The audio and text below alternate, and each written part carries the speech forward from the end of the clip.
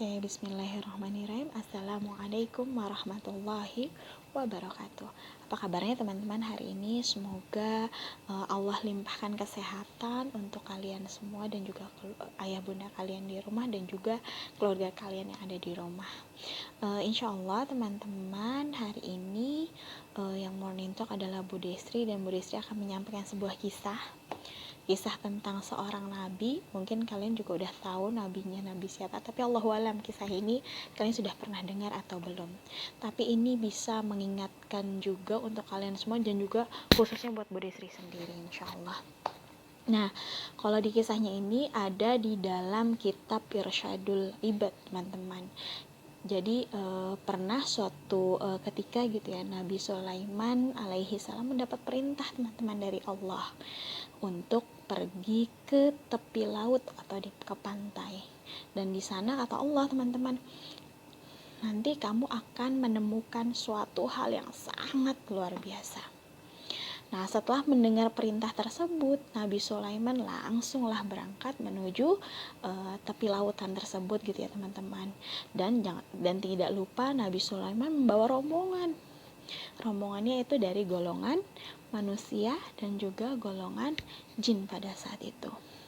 Nah, teman-teman, setelah perjalanan gitu ya, sesampainya di tepi pantai, Nabi Sulaiman melihat gitu ya, teman-teman, melihat ke kanan dan juga ke kiri, mencari tahu apa yang terjadi di sekitarnya, karena teringat gitu ya Nabi Sulaiman terhadap perintahnya Allah bahwanya ia akan menemukan suatu hal yang sangat luar biasa di tepi pantai tersebut gitu, teman-teman. Tapi beliau terus mencari tahu, teman-teman, menengok kepalanya ke kanan, ke kiri gitu ya. Tapi yang dia lihat malah beliau tidak menemukan apa-apa. Nah, pada saat itu teman-teman menjawab penasaran dari Nabi Sulaiman gitu ya, yang ada di dalam pikirannya, dan juga mau mengetahui gitu ya perintahnya Allah, buat apa sih saya datang ke tepi pantai gitu ya, atau di tepi laut gitu ya. Terus memintalah teman-teman, Nabi Sulaiman meminta dari golongan jin untuk membantunya, yaitu kepada jin Ifrit pada saat itu. Maka diperintahkan oleh Nabi Sulaiman, jin Ifrit, saya minta tolong untuk menyelamlah kamu ke dasar laut. Lalu katakan apa yang terjadi di dasar laut, karena di atas daratan kan dia nggak nemuin apa-apa, teman-teman. Terus dia meminta jin Ifrit untuk ke dasar laut. Akhirnya kata jin Ifrit menyelamlah ke dasar lautan tersebut. Gak lama kemudian jin Ifrit muncul dari dasar laut tersebut, dan apa yang dikatakan jin Ifrit, tidak menemukan apa-apa. Makin penasaran Nabi Sulaiman, kenapa Allah menyuruh saya untuk ke tepian laut gitu ya, pasti akan ada hikmahnya. Katanya saya akan menemukan hal yang sangat luar biasa pada saat itu. Nah, akhirnya Nabi Sulaiman tersebut meminta jin Ifrit kembali untuk melihat ke dasar laut. Maka memerintahkan gitu ya, teman-teman, tolong jin Ifrit kamu ke dasar laut lagi, cari apa yang terjadi di dasar laut, sampai seperti itu. Lalu akhirnya Ifrit pun menyelam lagi ke dasar laut, mencari tahu apa yang ada di dalamnya. Terus dibilangnya adalah sama gitu ya, teman-teman. Terus jin Ifrit yang kedua ini muncul dari dasar laut dan bilang dengan kondisi yang sama, saya tidak melihat apa-apa. Bingung dong Nabi Sulaiman, teman-teman, masih belum puas dengan apa yang dikatakan jin Ifrit kepada Nabi Sulaiman. Padahal udah 2 kali, teman-teman, Nabi Sulaiman menyuruh jin Ifrit untuk masuk ke dasar laut. Hingga akhirnya Nabi Sulaiman, teman-teman, memerintahkan seseorang dari golongan manusia yang bernama Asif Barkhia. Dan Asif Barkhia ini diminta sama Sulaiman untuk sebelum kamu ke dasar laut, turun ke dasar laut, maka berdoalah kepada Allah agar memberitahu apa yang terjadi di dalam laut. Nah, kalau kalian mau tahu, Asif Barkhia ini adalah menteri Nabi Sulaiman yang disebut dalam Al-Quran pada surat An-Naml ayat 40. Masya Allah ya. Dia juga seorang waliullah yang doanya diijabah oleh Allah. Nah, terus mintalah Nabi Sulaiman kepada Asif Barkhia tersebut, beritahu kepadaku, kamu menyelam ke dasar laut dan beritahu kepadaku apa yang terjadi di dalam dasar laut, gitu ya teman-teman. Setelah itu Asif Barkhia turun ke dasar laut dan berdoa kepada Allah untuk menunjukkan apa yang terjadi. Maka karena dibilang dalam surat An-Naml ayat 40 ini adalah seorang waliullah dan juga doanya sangat makbul, teman-teman. Akhirnya Asif pun berdoa gitu ya, teman-teman. Dan setelah Asif Barkhia berdoa, tiba-tiba datang sebuah benda, teman-teman, di dasar laut berbentuk kubah yang mempunyai 4 pintu. Satu pintunya, teman-teman mau tahu? Satu pintunya terbuat dari batu yakut. Satu pintunya lagi terbuat dari batu intan putih, Masya Allah. Satunya lagi terbuat dari batu intan. Terus satunya lagi terbuat dari aquamarin. Aquamarin itu seperti zamrud hijau, Masya Allah.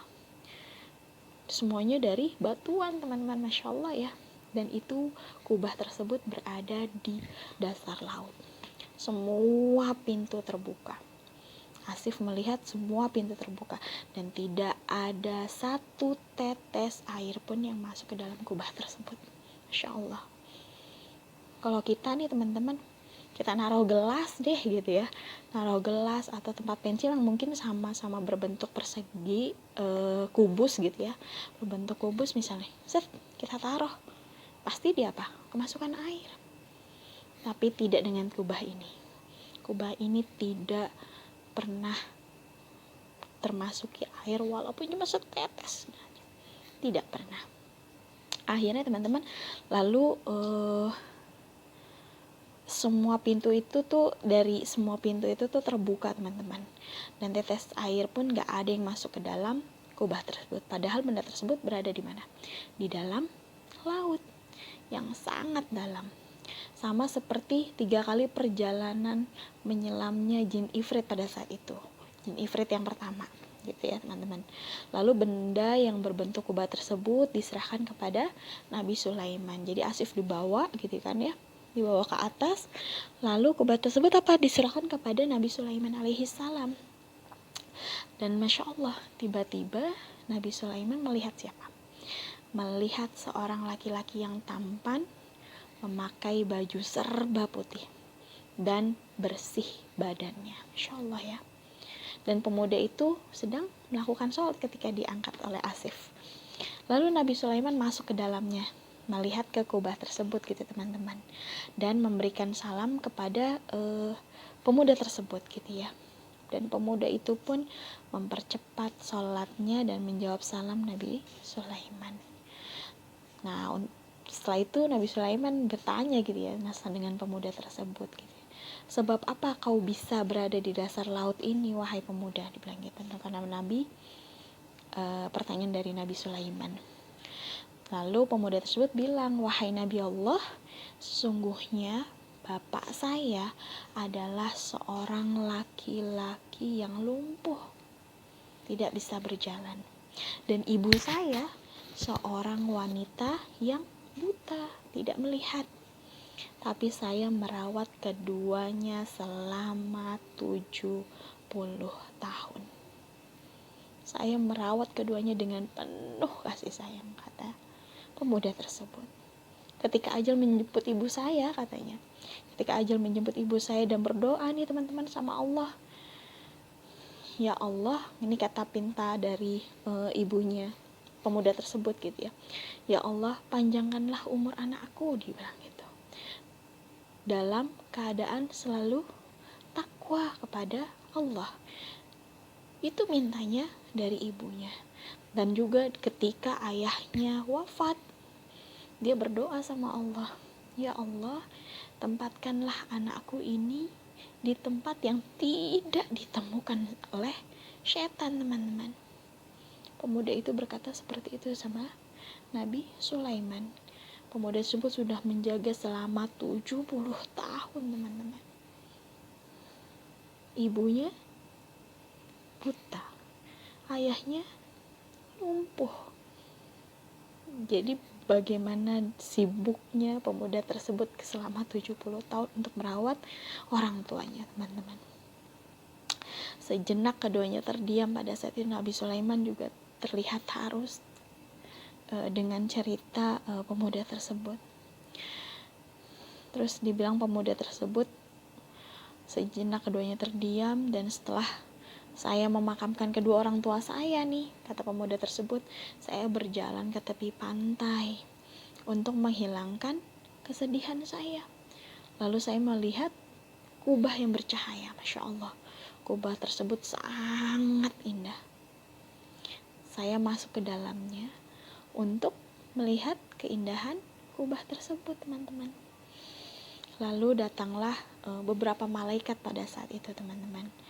Dan malaikat tadi membawa kubah tersebut ke dalam laut, sedangkan saya berada di dalamnya, kata pemuda tersebut.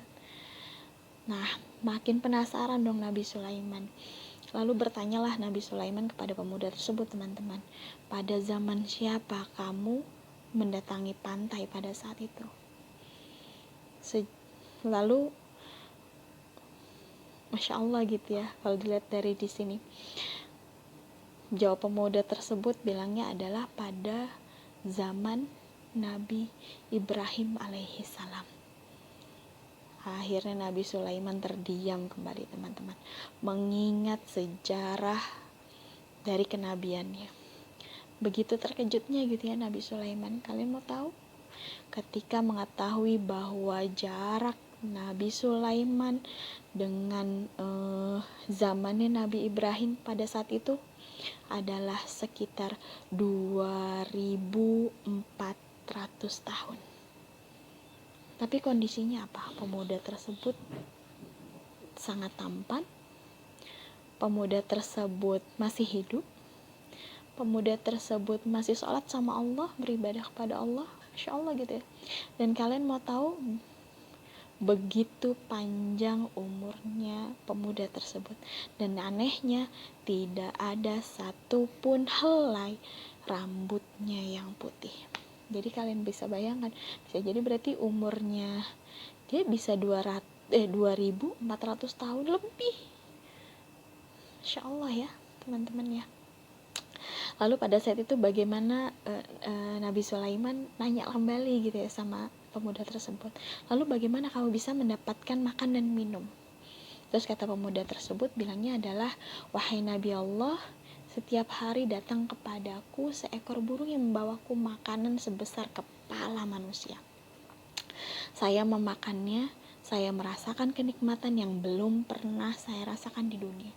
Setelah saya memakannya, saya tidak lagi merasakan lapar, haus, gerah, kedinginan gitu ya, terus ngantuk. Pokoknya yang seperti sifat manusia pada umumnya, dia tidak pernah merasakan itu, teman-teman. Setelah saya juga gak merasa kesepian, kata jawab pemuda tersebut kepada Nabi Sulaiman. Terus Nabi Sulaiman menawarkan gitu ya teman-teman, maukah kamu ikut denganku di kerajaanku, atau kamu ingin kembali ke tempatmu yang tadi di dasar laut? Tapi pemuda tersebut menjawab, wahai Nabi Allah, tolong kembalikan aku ke tempat semula.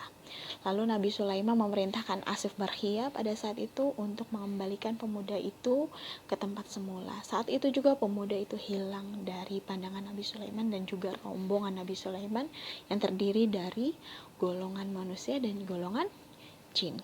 Nah teman-teman, Masya Allah ya, itulah hal yang Allah perintahkan kepada Nabi Sulaiman, bahwa ada hal yang sangat menakjubkan ya, Masya Allah gitu ya. Karena dari kisah tersebut kita bisa mengambil hikmah bahwa doa orang tua itu sangatlah mustajab dan tidak bisa diragukan lagi. Masya Allah. Kalau dilihat dari hadis riwayat Ibnu Majah teman-teman, 3 doa yang mustajab yang tidak diragukan lagi itu adalah, yang pertama doa orang yang dizolimi, yang kedua itu doa orang yang berpergian atau safar, dan yang ketiga adalah doa orang tua pada anaknya. Nah teman-teman dari kisah ini, kita gitu ya sebagai anak seharusnya memang berbakti kepada orang tua ya teman-teman ya, minimal dengan tidak membuatnya sakit hati, marah gitu ya, atau syukur-syukur bisa membuat bangga orang tua, serta merawatnya dengan kasih sayang ketika sudah tua gitu ya teman-teman. Dan masih banyak lagi yang bisa kalian lakukan untuk orang tua kalian. Itulah adab terhadap orang tua. Jadi bagaimana pemuda tersebut betul-betul Allah kasih doa yang mustajab dari ibu dan ayahnya yang sudah meninggal. Insya Allah ya, jangan sampai kita menyakiti hati ayah sama bunda kita nih teman-teman, dan selalu mengharapkan ridho dari orang tua. Karena dari Abdullah bin Amr nih teman-teman, dari hadis riwayat Hakim At-Tabrani, bahwa ridho Allah tergantung pada ridho orang tua, dan murkanya Allah tergantung pada murkanya orang tua. Mungkin ini salah satu kisah bukan buat kalian saja gitu ya, mungkin ini juga satu kisah yang mengingatkan ke Bu Destri sendiri gitu ya, bagaimana adab terhadap orang tua. Jangan sampai kita menyakiti orang tua. Kalau bisa malahan kita lebih membuat orang tua kita bangga. Dengan apa? Dengan menjadi anak solih, dengan jadi penyejuk hati ayah bunda kita gitu ya. Dan juga bisa mendoakan juga ayah bunda kita ketika nanti sudah meninggal, karena ketika sudah meninggal, amalan yang paling terbaik atau amalan yang selalu mengalir ke orang tua kita yang sudah meninggal adalah doa-doa dari anak yang solih-solihah. Perkuat iman kalian, perkuat ibadah kalian teman-teman. Semoga ini jadi salah satu inspirasi kita yang bisa membuat kita makin cinta kembali sama orang tua kita makin baik kembali dengan orang tua kita. Bismillah ya teman-teman ya, karena ini mengingatkan juga ke Bu Destri juga, jadi bukan buat kalian semua. Mungkin itu saja yang bisa Bu Destri sampaikan teman-teman. Terima kasih banyak yang sudah mendengarkan Bu Destri dan juga memperhatikan. Semoga Allah menjadikan kita semua anak yang solih solihah, anak yang berbakti sama orang tua, dan anak yang bisa menyenangkan orang tua atau membahagiakan orang tua hingga nanti akhir hayatnya orang tua kita. Itu saja dari Bu Destri. Terima kasih banyak. Mohon maaf kalau kepanjangan karena terlalu lama, tapi semoga semua kesalahan dari ucapan Bu Destri itu adalah milik Bu Destri dan kesempurnaan hanya milik Allah. Insyaallah Bu Destri akhiri. Terima kasih banyak. Semangat untuk ibadah kembali karena kita juga sambil menyongsong bulan Ramadan insyaallah. Bu Destri akhiri. Wassalamualaikum warahmatullahi wabarakatuh. Bye-bye teman-teman. Tetap semangat ya.